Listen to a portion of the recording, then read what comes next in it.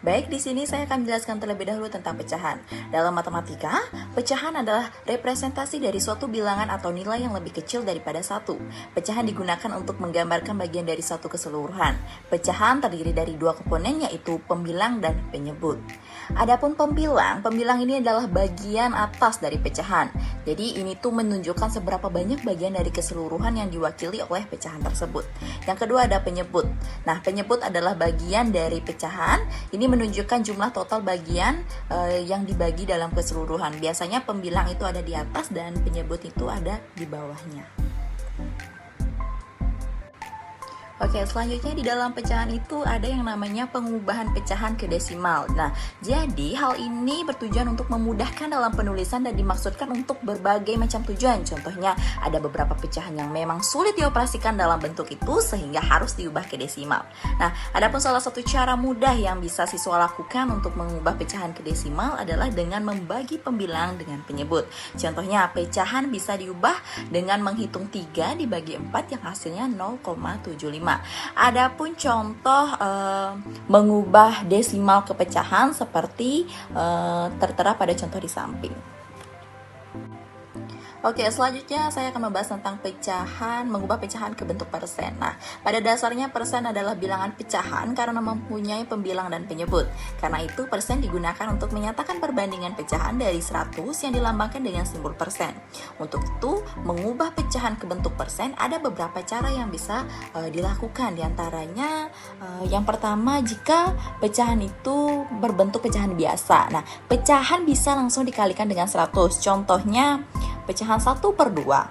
Nah, jadi dalam bentuk persen menjadi 1/2 dikalikan 100, hasilnya yaitu 50%. Adapun bentuk yang kedua yaitu apabila pecahan berbentuk campuran. Nah, ubah dulu menjadi pecahan biasa lalu kalikan dengan 100. Nah, contohnya sudah tertera pada layar. Baik, selanjutnya yaitu menjumlahkan dan mengurangkan bentuk pecahan. Nah, ada 3 poin penting yang harus diketahui. Yang pertama, jika pecahan memiliki angka penyebut yang sama, maka siswa bisa langsung menambah atau mengurangi pembilangnya tanpa perubahan. Yang kedua, untuk pecahan dengan penyebut yang tidak sama, siswa harus mencari dulu penyebut terkecil yang sama dari pecahan-pecahan tersebut. Caranya bisa dengan mencari kelipatan dari kedua penyebut atau dengan melakukan faktorisasi prima. Yang ketiga, setelah mengetahui angka kecil yang sama, kalikan penyebut dengan sebuah angka agar hasilnya sama dengan angka terkecil. Dan jangan lupa kalikan juga pembilangnya. Seperti contoh di samping, yaitu ada pecahan 2/3 ditambah 3/4. Nah, 3 dan 4 ini kan penyebutnya beda ya. Yang satunya penyebutnya 3, yang satunya penyebutnya 4. Nah, kita akan mengubah penyebutnya ini menjadi 12. Nah, 3 kali berapa biar jadi 12? Nah, 3 kali 4 yang sama dengan 12. Jadi, yang 2/3 sama-sama dikali 4 dan 3/4 sama-sama dikali 3. Hasilnya yaitu 8/12 ditambah 9/12, yaitu mendapatkan hasil 17/12. Oke, selanjutnya saya akan membahas tentang mengkali dan membagi bentuk pecahan. Nah, proses perhitungan perkalian pecahan ini cenderung lebih mudah karena apa? Siswa itu langsung bisa mengkalikan pecahan, yaitu sesama penyebut dikalikan dengan penyebut, pembilang dikalikan dengan pembilang tanpa harus menyamakan penyebut terlebih dahulu seperti pengurangan dan penambahan pecahan sebelumnya. Nah, jadi contohnya nih, 1/2 dikali 5/4, artinya 1 dikali 5, 2 dikali 4. Nah, akan mendapatkan hasil 5/20. Setelah itu kita akan sederhanakan, yaitu sama-sama dibagi 5 sehingga mendapatkan hasil 1/4. Nah, adapun untuk membagi bentuk pecahan, nah ini tuh sedikit berbeda dengan perkalian, yaitu untuk membagi bentuk pecahan ini perlu membalik penyebut dan pembilang pada salah satu pecahan. Nah, contohnya 4/5 dibagi 6/7 sama dengan yang akan kita balik itu adalah 6/7.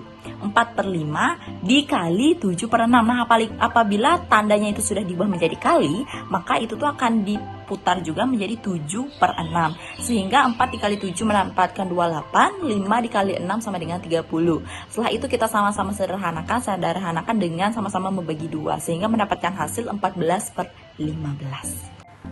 Oke, selanjutnya ada perbandingan. Nah, jadi perbandingan ini itu identik dengan pecahan, sedangkan perbandingan ini tidak akan berubah jika dikalikan atau dibagi dengan bilangan lain. Selain itu, perbandingan bisa dibagi dengan membagi suku pertama atau mengkalikan suku kedua. Perbandingan juga bisa dikalikan dengan suatu bilangan dengan cara mengalikan bilangan pertama dengan bilangan tersebut dan sebaliknya suku kedua. Nah, melalui perbandingan, siswa itu dapat menggambarkan dan menganalisis bentuk suatu perbandingan, memahami atribut dan sifat ruang dua dimensi, serta penggunaan dan sifat tersebut dalam memecahkan masalah, termasuk aplikasi yang melibatkan kekongruenan dan simetri. Kekongruenan dan simetri. Oke, selanjutnya terakhir saya akan membahas tentang skala, yang dimana skala itu adalah perbandingan antara jarak pada peta dengan jarak sebenarnya.